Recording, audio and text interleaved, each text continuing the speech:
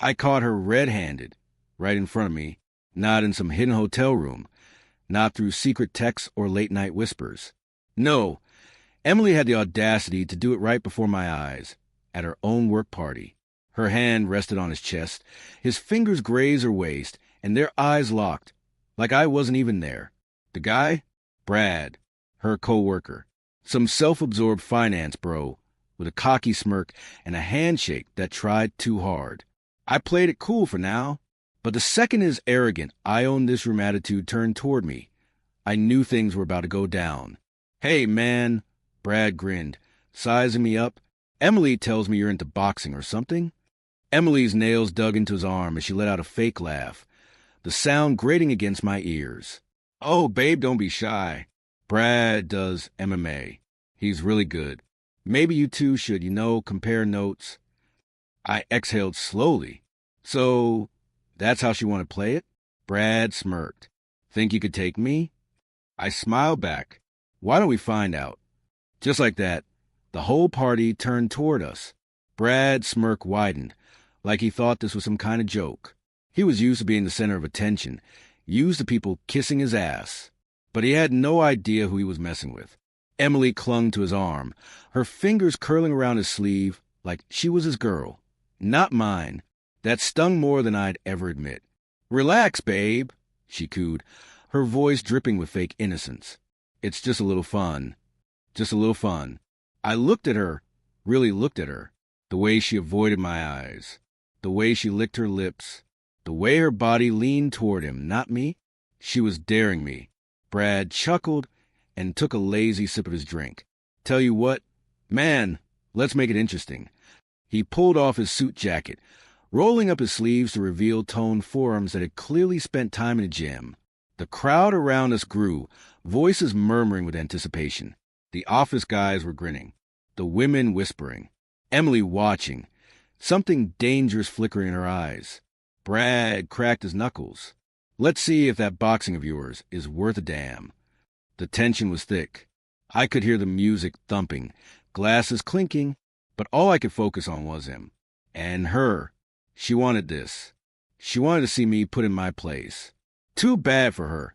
I wasn't the kind of guy who backed down. I took a step closer, rolling my shoulders, my body relaxed, but my mind already calculating. Brad thought this was just some cocky office sparring match. He didn't know I'd spent years in the ring, that I'd taken hits from guys twice his size and walked away grinning. He threw the first punch. Big mistake. I dodged easily, stepping to side, making him stumble forward. The crowd let out a sharp ooh, laughter rippling through them. Brad's face darkened. Emily giggled, but not at him. At me. Come on, babe. Don't embarrass him, she teased, twirling a lock of hair. I clenched my jaw. Babe. She still had the nerve to call me that while standing next to him. Brad came at me again, sloppier this time, frustration leaking through his cocky exterior. I dodged, caught his wrist, and twisted, just enough to make him wince. His face contorted in surprise. He wasn't used to losing. I leaned in. You should sit down before you hurt yourself. His nostrils flared. He yanked his arm back, shifting his stance, trying to prove he wasn't rattled. But he was. And then Emily did something that made my stomach drop. She laughed. Not at him. At me. Like this whole thing was some joke. Like she wasn't my wife standing there with another man sent all over her. The realization hit me like a punch to the gut. This wasn't new. This wasn't harmless flirting. This was something deeper. Something that had been going on long before this night. My hands curled into fists. But not because of Brad anymore. Because of her. Emily leaned into Brad, her manicured fingers grazing his chest like it was the most natural thing in the world. She wasn't trying to hide it. She wasn't even looking at me anymore.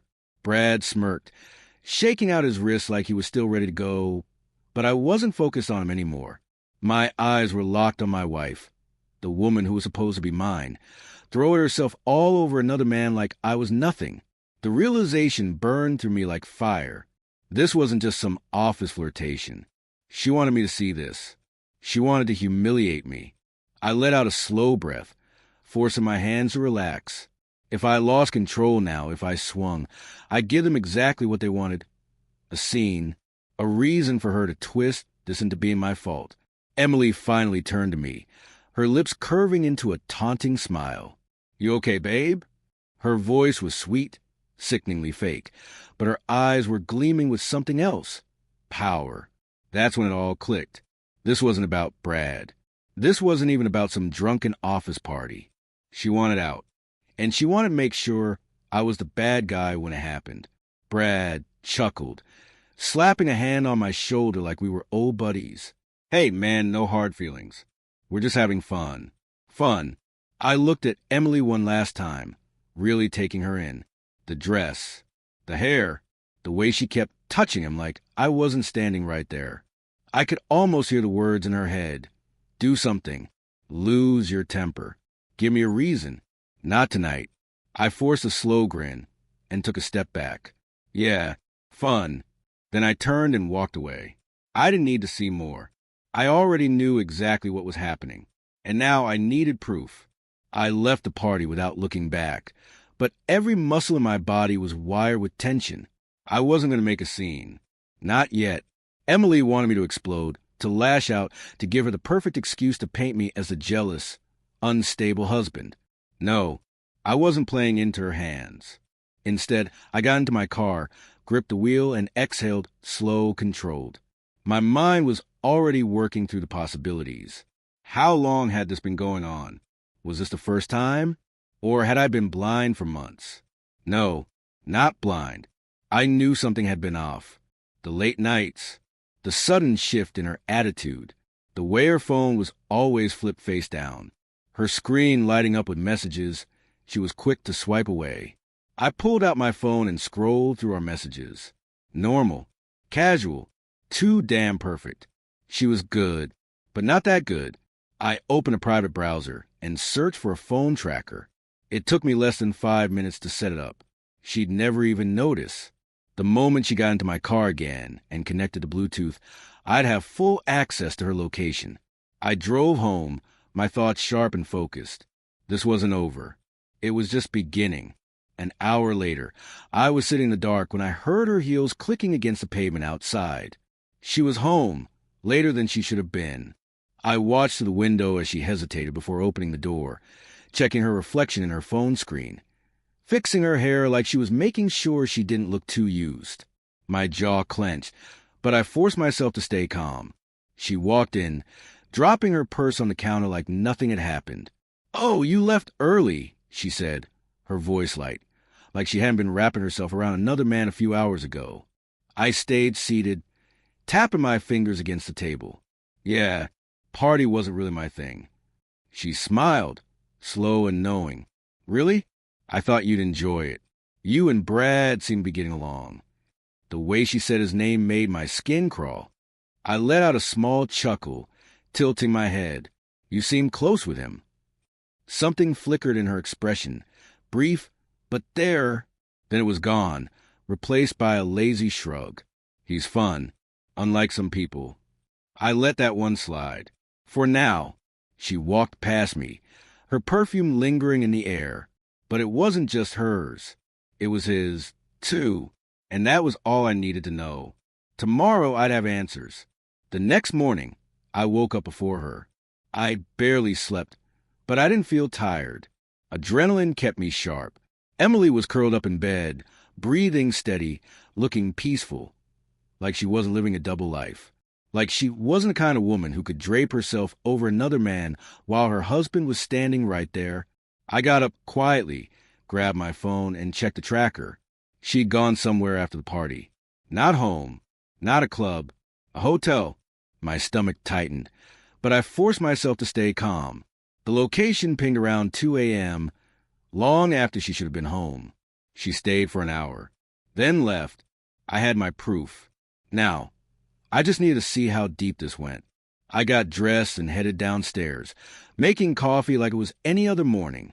A few minutes later, Emily came down, stretching like she didn't have a single care in the world. She kissed my cheek casual, almost robotic. "Morning." I let it happen, hiding the disgust curling in my gut. She sat across from me, scrolling through her phone. "So, what's your plan for today?" I looked at her, really looked at her. Did she feel guilty? Did she even care? Nothing. "Just another day," I said, sipping my coffee. "Got some things to take care of." She nodded, barely listening, too busy texting. Probably him. Probably Brad. I wanted to rip that phone out of her hands. I wanted to see the messages, the lies, the secrets. But I didn't need to. Not yet. She got up, stretching again. "I'm meeting the girls for brunch. I'll be back later." Lies. I knew exactly where she was going.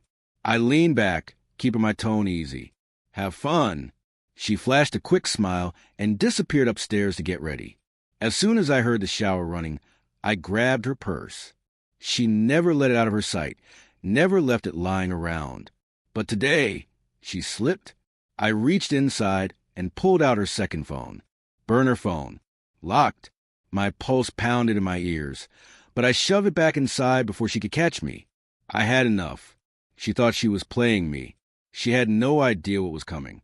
I waited until she left, watching from the window as she walked her car, phone in hand, probably texting him.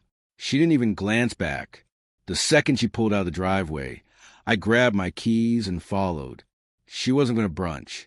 I kept my distance, careful not to get too close. The tracker showed her location updating in real time, and sure enough, she was heading straight to the hotel. The same damn place from last night. My hands gripped the wheel, knuckles turning white. Every second that passed, every turn she took was just more confirmation of what I already knew. But knowing was enough. I needed to see it. She pulled into the parking lot and parked near the side entrance, like she'd done this before, like she knew the routine. I parked a few spots away and watched. She got out, checked her reflection in the car window, fixed her hair. Then she pulled out her burner phone and typed something before tucking it back into her purse. A few seconds later, a black BMW pulled up, and out stepped Brad. He wasn't in his usual office suit. No, this time he was dressed casual, jeans, t-shirt, sunglasses, relaxed, like he had nothing to hide, like he wasn't about to walk into a hotel with my wife. Emily smiled at him, the kind of smile she used to give me. Brad smirked, said something, and she laughed. Too hard, too eager. Then she reached for his arm, just like she had at the party, and together they walked inside. No hesitation, no guilt. I sat there, gripping the wheel so tight my fingers ached. My jaw clenched so hard it felt like my teeth might crack. But I didn't move. Not yet. Storming in now would be stupid. Emotional. That's what she wanted. An explosion. A meltdown. Something she could twist against me. No, I wasn't going to give her that satisfaction.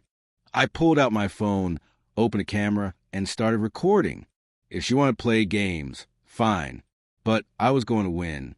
I kept the camera steady, zooming in as they walked through the glass doors of the hotel. Emily didn't even check her surroundings. No paranoia. No second-guessing. Just confidence. Like she knew she had me under control. Brad placed his hand on her lower back as they approached the front desk. She giggled, flipping her hair over her shoulder, completely at ease. I clenched my jaw, but I didn't stop recording. The receptionist barely looked up as Brad slid a credit card across the counter. Routine. This wasn't his first time doing this. Hell, I bet money it wasn't even their first time at this hotel.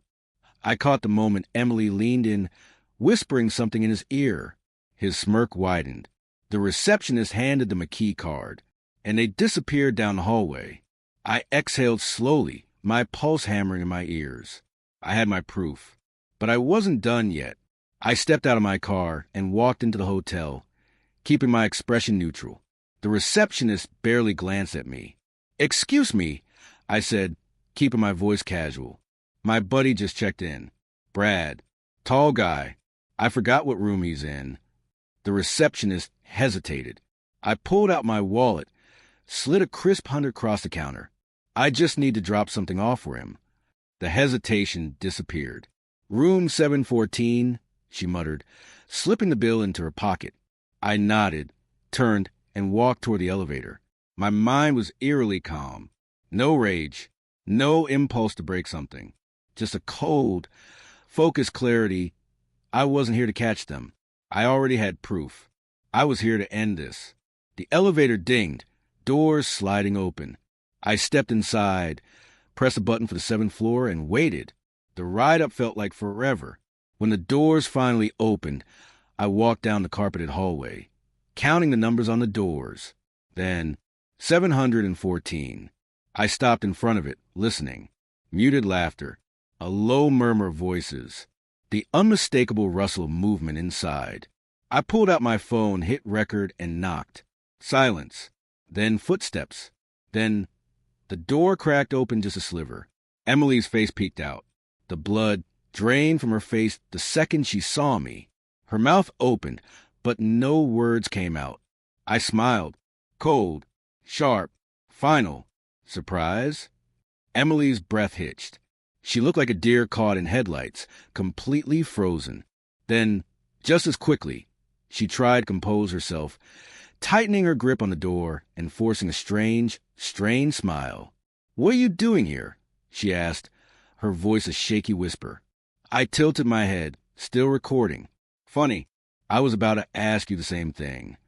She shifted, blocking the doorway with her body. I could hear movement inside.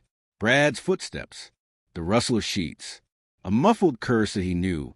Emily exhaled sharply, glancing behind her before locking eyes with me again. "Listen, I can explain." I laughed, a low, humorless chuckle. "Go ahead. Explain why you're in a hotel room with your coworker in the middle of the day." Her jaw clenched. Panic flickered behind her eyes. She knew there was no way out of this. Then, like flipping a switch, she changed tactics. "You're acting crazy," she snapped, voice rising. "You're following me now? Do you even hear yourself?" There it was. The deflection. The classic turn it back on him strategy. I didn't bite. Instead, I just lifted my phone slightly, making sure she saw the red recording light. She inhaled sharply. "Are you serious? You're recording this?"